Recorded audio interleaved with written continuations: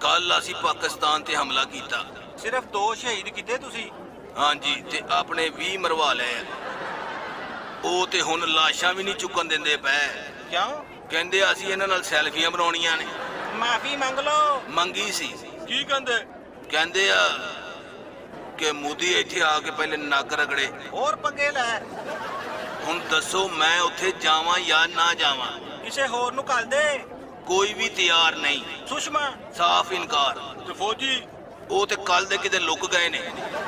ਹਾਲਾਂਕਿ ਮੈਂ ਇਨਾਮ ਦਾ ਵੀ ਐਲਾਨ ਕੀਤਾ।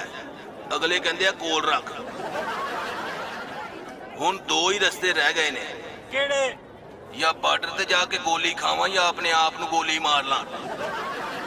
ਦੱਸੋ ਹੋਰ ਕੀ ਕਰੀਏ? ਗਏ ਸੀ ਤਮਾਸ਼ਾ ਲਾਉਣ, ਆਪਣਾ ਸ਼ੁਗਲ ਲੱਗ ਗਿਆ।